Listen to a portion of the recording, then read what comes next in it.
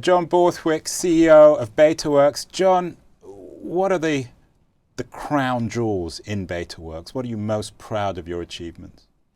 So, we're proud of all of our companies. I mean, there's a lot of companies that we've been involved with. As the mother always says about all their children, but Yeah. the reality is there's always a few that stand out, right? There are four which we spend a lot of time with, and those are the ones which we own large pieces of, and we are either operating directly or we're very engaged in the operations of those companies. And those are first and foremost Bitly. And so I talked a little bit about Bitly a minute ago, but Bitly is, by far the largest URL shortener out there in the marketplace, and it's really established this business of what we refer to as the data stack around links. And so understanding all the data around links, how many people clicked on what, when, and how things are moving through the social web. So that's Bitly first and foremost. Second one is another company that we incubated called Chartbeat. Chartbeat is a platform that publishers and commerce sites use. They plug into their site. So unlike Bitly, which is used by both users and publishers, Chartbeat is really used by the website owner. And the website owner puts one line of code on their website, and then they can see how many people are live right now on which parts of their website. So we've got most of the major news sites who use Chartbeat. Many commerce sites, flash commerce sites, from Threadless to Groupon use Chartbeat. A lot of blogs, all the Gawker network use Chartbeat, and within those companies, it's really used as a tool by the editors. So if you go over to Gawker's offices, they will have Chartbeat screens which are running around the offices, showing live exactly who's doing what on their sites. And then the editors also look at it. Were you able? TechCrunch is a user. Talked to Eric Schoenfeld. I think he loves it. So it's an entrancing tool, and to be able to see all of the traffic and understand exactly what people are reading in real time.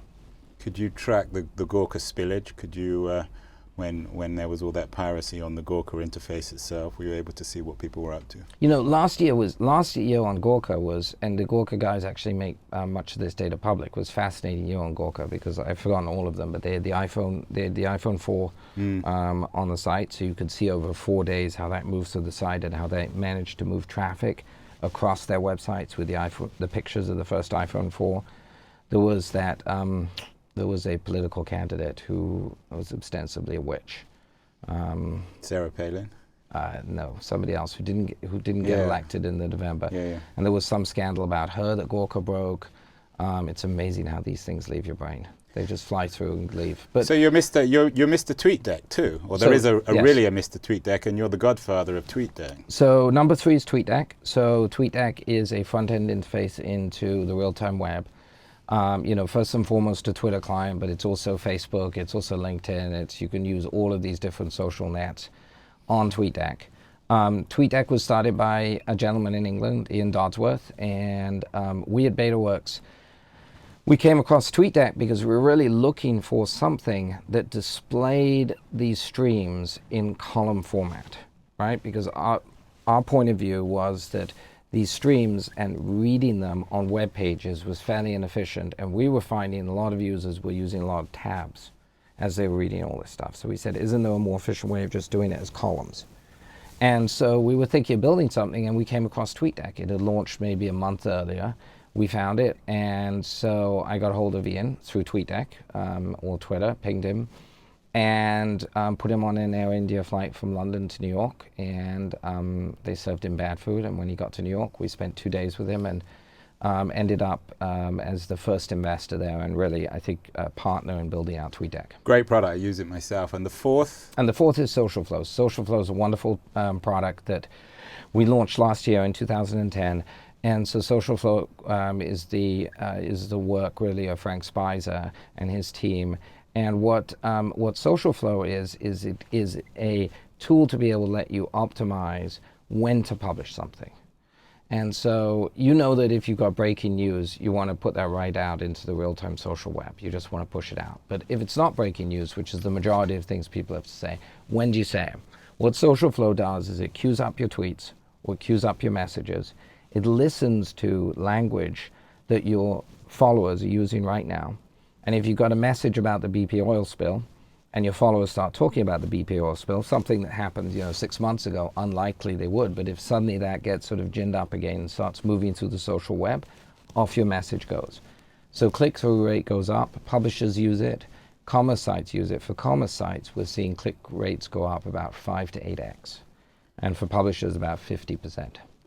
And for viewers who fancy that they could be the fifth crown jewel in the betaworks empire, what should they do?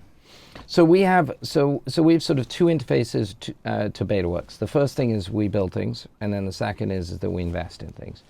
And so most people who come see us and who become part of what we refer to as the network of betaworks companies, about 30 companies, come see us with an idea, and we'll look at it if there's a beta. Right? We're not interested in PowerPoint, we're not interested in abstract ideas, we're not really interested in people scrolling on napkins. We want to see a working beta of a product. And so if you've got a working beta of a product that's in the social real-time web, send us a link and let us take a look and we'll see if it fits. And under those circumstances, we're seed stage investors. So we kind of look like an angel investor there. But then people become part of the network, and there's this sort of family/Keiretsu effect where there's a lot of sharing in the network. And so that's the benefits of being part of the network. I think you probably want to talk to some of the companies about that.